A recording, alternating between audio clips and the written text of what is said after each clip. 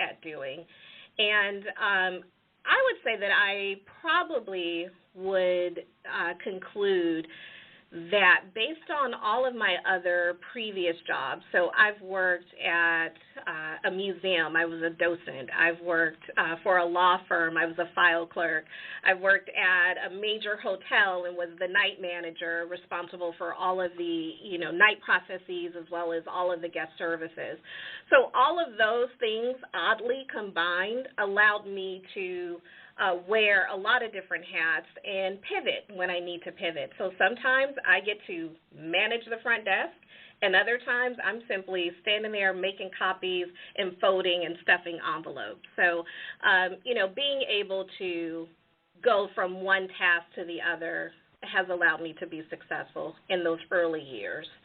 To add to that, quickly, I don't want to speak too long on this one question, but like most young professionals, I was a decade and a half younger than I am now when I first started, but I did look for other opportunities. I was like, okay, I think I've done everything I came here to do. I've learned everything I can learn. I want to go and look for other opportunities. And strangely enough, those opportunities ended up being here. So I don't know if it's because I put it out into the universe or if, I continue to just make myself indispensable. My bosses, my supervisors would say, hey, Danielle's done all of this and she seems to be, successful. Let's add something else and let's provide another opportunity for her. So I've been very fortunate in that I've had an organization that has allowed me to grow up and progress and has progressed with me. So I think that's rare in a lot of organizations, but the fact that I've been able to do it here, I count it as a blessing. Well, I think the trajectory of your path there at USC, Danielle, is very inspiring, and thank you for sharing, because a lot of people, they kind of scratch their heads. They look at somebody like you and they go like, how did she do that? What kinds of steps do you have to take to get there? And you kind of told us, you unpacked the deck a little bit for us. So I really appreciate it. And it's very inspiring to hear about your journey. Thank so you. I know you described yourself as very creative and you're curious. You like discovering new things. You're a learner, right? And so I would love for you to share with our listeners some of the key lessons, maybe like 2 or 3 lessons that you've learned through your journey at your time, for your time at USC. And also, if you could share with us, what are your biggest challenges as well? Sure. I'm going to start with actually one of the lessons that I learned just growing up in my household, something that my mother told me that her father told her, and I don't know where he got it, but it's definitely something that now I even hear my children saying, anything worth doing is worth doing well. And whatever your job may be, if you're the one making the copies, you be the best copy maker you can be. If you're the one getting the coffee, you make that the best pot of coffee anyone's ever had in their lives. And, it sounds funny to say it, but I think there really is something to be said. And to make the point, what I always share with my staff or with young professionals or with students that I may be mentoring, you're always interviewing, even when you're not interviewing. And what I mean by that is people are going to observe you in the way that you go about your business and the way that you go about your work. Are you going into your work with passion? Are you approaching your work with, care and thoughtfulness? I think that is something that people observe even when they're not paying attention. And as now somebody who is in a supervisor role, I now supervise other staff members, I can definitely notice that. Even if I don't check in with a particular staff member, on a day-to-day basis, or I haven't checked in with them for a couple of weeks, I can tell when someone's phoning it in and when someone's really going about their work in a way that shows they care. So to speak to the challenges, I think another thing that I sort of live by day to day is never be satisfied with just good enough. And I'll say that in a way, yes, sometimes we do just need to get it done.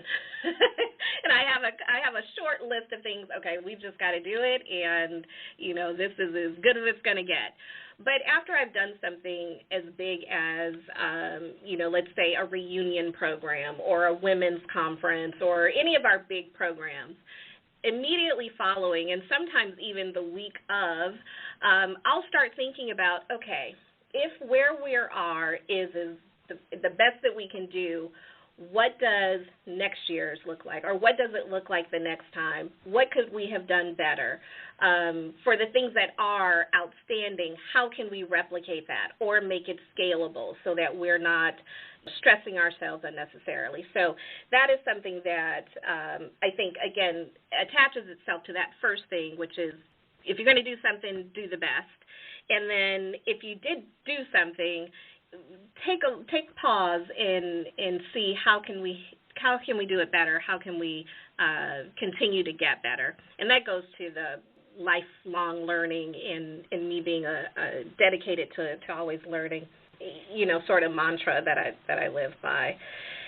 And and then we just keep challenging ourselves. I feel like every single day that we wake up and open our eyes and have breath in our bodies, we're here to be a little bit better than we were before. And it's kind of like how I start my day. Like, what's the day going to look like? So those are like my three big ones, and they're all related to one another. Absolutely. You sound like you could have grown up in my household. I'm just... We say that all the time. And I was also thinking about, I'm not even a football person, but yesterday the Seahawks, our local team here, just blew it off the charts. And I only mention it because you talk about the challenge, your particular things, is never be satisfied with just being good enough. Yeah. And Pete Carroll used to be the football coach at USC, and he's now up here. And I'm just thinking, that's how he coached the team there. That's how he coaches the Seahawks. Never be satisfied, and always look for those possibilities. So, yeah. All right. So can you tell us a little bit, Danielle, about your experiences and specifically what you do to educate and empower your staff? I mean, you have people reporting to you. You haven't always had that. So, how do you do that, and maybe who did you learn from? Who influenced you? Yeah, that is a great question. So just a little bit of a background. I did not share, which is, if it's not apparent to everyone now, my major was education. So it's not an accident that I am so committed and love the thought of lifelong learning. Every day we can get better. There's always something new to learn. And so I actually take the approach with my staff as, how can we make this a teachable moment? Or what are we learning about ourselves, about our programs? What are we learning about the work that we're doing? And how can we apply that, again, to be better, to do better, to grow more, to progress? So even in the times where we don't always do everything perfect, right? Because last I checked, everybody's still human, those of us who are on Earth. So when we do get to those moments of, hey, we did not hit our target, or we totally missed the mark on that, instead of, hey, let me come down on you and make you feel terrible about something that you probably are already making yourself feel terrible about, again, let's unpack and let's look at what can we do differently, what did we learn about that, and how can we just use this to empower us to move forward. So it's so important to me because I've had terrible bosses, not here at USC, it's a wonderful university, but I've had terrible bosses in the past where instead of helping their staff members, figure things out or to be successful, they were always finding fault. This is wrong, that's wrong, you didn't do that right, you should have did this, and blah, blah, blah, blah, but not really giving concrete information about how to be better in the future, or how to be successful at that particular thing in the future. So I know, like I said, how that feels, and how it just makes me want to, it made me at those times just want to throw my hands up, or, hey, you know what, I'll take my toys and go elsewhere. So when I work with my staff, it is important for me to allow them to fail with grace, Yes. and again, then move forward. So that's really important to me. Thank you. And Danielle, you mentioned that you had some really good mentors as well. Can you tell us perhaps about one or two people who really influenced you? Yeah, I'll ask you the next question after you answer this one. My head's just kind of spinning because I'm loving talking with you. Oh my gosh, yes. You and I talked about this. You and I can talk for hours, and I'll try. I'll try to give some concrete answers in a short amount of time without going on and on like I'm doing right now. So my mentors. Not to butter up the host, but Gloria, I definitely count you as one of those women, leaders, and confidants who I've been able to call and talk things out. And for my mentors that I've had over my lifetime, and there have been many, some that I have been mentored by and they didn't know it, and then others that I've had, a mentor relationship with formally.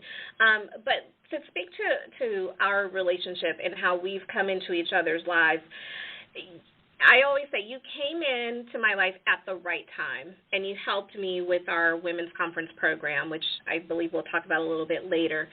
But since then, you've always been someone that I could call and say, I have this idea, and because of the trust, and this is unspoken, because of the trust, because of our openness, and because of our transparency and our ability to be vulnerable with one another, I just want to lay some things that are in my heart out to you.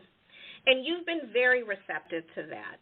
And I think as mentors, just globally, taking this back for a second, that's what mentors are really that's when they're useful, right? Like we know about the professional mentors. Hey, mentor John Smith, help me get this internship, or help me get this job, or help me with this interview. That's all great, and those are needed. But those mentors where you can just be bare and vulnerable and open and in a safe space, those are the ones that are really near and dear to my heart, which is why I always love talking to you. And I hope that others are able to find those mentors, because they're just as important as those other tactical mentors that you need to get your jobs and get your promotions and get your references and all those sorts of things. Absolutely. And I really appreciate you sharing that. Danielle, so many people, and women in particular, they kind of struggle sometimes with finding mentors, and I think you've just spoken to mentors are not created to do everything for you, and so we need different mentors in different arenas of our work life, professional and personal life. Yeah, so thank you. Yes.